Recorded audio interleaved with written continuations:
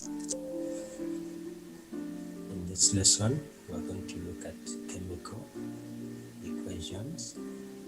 Now, a chemical equation in chemistry represents what occurs when in a chemical reaction. When two or more substances react to form new products, we can always represent that in form of a chemical equation. For example, if I have A combining with B, and these two give us C and D. Maybe this is the reaction we have, and this is the equation. We need to be able to interpret this chemical equation. You can see from here that a chemical equation always has two sides, the left-hand side and the right-hand side. On the left-hand side, where we have A and B in this case, that's where we find reactants. And on the right-hand side, in this case where we have C and D, that's where we find what we call products. Then this arrow in a chemical equation means to form. So if I was to interpret this chemical equation, I would say A reacts with B to form C and D. So the arrow always represents to form, and it is always in between the reactants and the products. So substances which are undergoing reaction are called reactants. Like in this example, we have A and B as reactants, and they're placed on the left-hand side of the equation. Then substances generated by the reaction are called products, and they are placed on the right-hand side of the equation. In this particular example, we have two products, C and D. Now, when we're writing chemical equations, another important thing to note is that both the products and reactants must have symbols. They are state symbols, symbols of their physical states. If A is a solid, you have to indicate it as a solid. If B is a liquid, you have to indicate it as a liquid. If C is a gas, indicate it as a gas, and so on and so forth.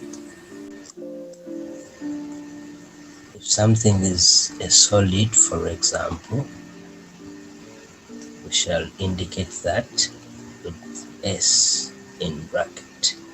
If something is in gaseous state, we shall indicate that with G in bracket. If something is in aqueous state, meaning it is a solution, we shall indicate it as AQ in bracket. If something is a liquid, we shall indicate it as lowercase l in bracket. That's how we write state symbols, and they must be written besides the given formulae of the element or compound.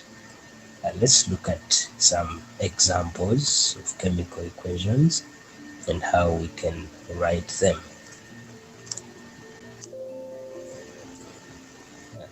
Carbon reacts with oxygen to form carbon dioxide. So if I was to write this chemical equation using symbols and formulae, then I'll need to recall some of the previous work about chemical symbols. Carbon is C, and it's a solid, plus oxygen is O2, and it's a gas. This gives us carbon dioxide, CO2, and it's a gas. So this particular reaction has two reactants and one product. Let's look at another example.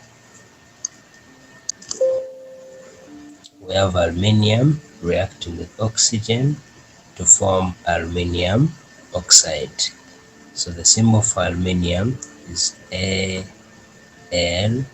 and it's a solid, it's a metal, reacts with oxygen, O2, a gas, to form aluminium oxide. The formula is Al2O3, a solid.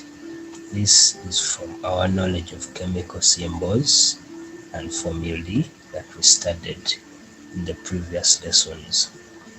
Now, when you look at this particular example, it creates a very interesting problem in chemistry that we need to solve.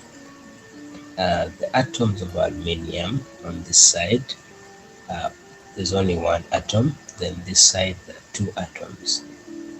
The atoms of oxygen here are 2, whereas here the atoms are 3, implying that the number of atoms of each element are not balancing on the left hand side and the right hand side. Yet in a chemical equation, the atoms are neither created nor destroyed during a chemical reaction.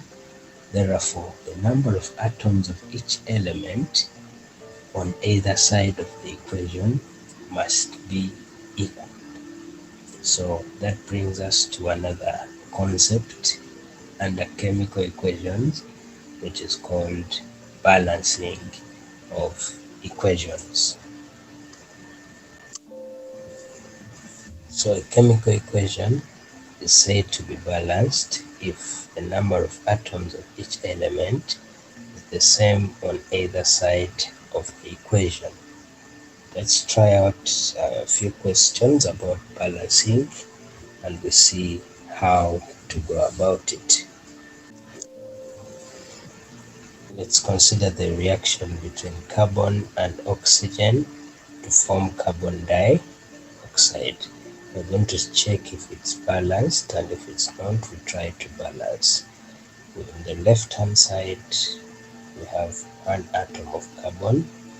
On the right hand side, we also have one atom, this one. Oxygen, on this side, we have 2 atoms. Then on this side, we also have 2 atoms. So you can see that the number of atoms of carbon are balanced on both sides, whereas those ones of oxygen are also balanced on both sides. So this chemical equation is said to be balanced. Let's take a look at another example. This is a reaction between hydrogen and chlorine to form hydrogen chloride. So on the left hand side, we have 2 atoms of hydrogen. On the right hand side, we have 1 atom of hydrogen. On the left hand side, we have 2 atoms of chlorine, whereas on the right hand side, we have 1 atom of chlorine, this one. So that shows us that none of them is balanced. None of them is balanced. Hydrogen is not balancing, and chlorine is not balanced. So we need to find a way of balancing by trying out different questions, different possibilities. How can I balance a 2 and a 1? It's obvious that I need to multiply this by 2 so that it will be the same as this. And to do that means I have to put a 2 here in front of hydrogen chloride. You can't put it somewhere in between or anywhere. It has to be in front. Now when I put a 2 there, we can check if the equation is balanced. We have now 2 atoms of hydrogen. We now also have here 2 atoms, so that's balanced. We have 2 atoms of chlorine this side. We also have 2 atoms of chlorine this side, so that equation is now considered to be balanced. Let's take a look at another example. This is a reaction between zinc and hydrochloric acid to form zinc chloride and hydrogen gas. So we need to shall do the same thing as we've done here. We check zinc, we have one atom, even this side zinc, one atom. Hydrogen, we have one atom, hydrogen this side, we have two atoms. Chlorine, we have one atom, chlorine this side, we have two atoms. So if we were to check, we can see that zinc is balanced because the number of atoms are the same, but hydrogen does not balance. Likewise, chlorine is not balanced. So we need to place figures somewhere and we see how the equations can balance. We're going to try and see. When I have 2 here I have 1. The easiest way to balance is to multiply this by 2. So I'll multiply here hydrogen by 2. And the moment you put any value in front of a certain compound, the equation will now change. You have to examine it again and see. We now have 2 atoms of hydrogen. We also have 2 atoms of hydrogen. So hydrogen is now balanced. We have now 2 atoms of chlorine. We also have 2 atoms of chlorine. So chlorine is also balanced. We can check zinc. We have 1 atom, 1 atom. So the equation will be considered balanced. Let's take a look at another example. Now this is a reaction between aluminium and oxygen to form aluminium oxide. So we're going to do the same thing.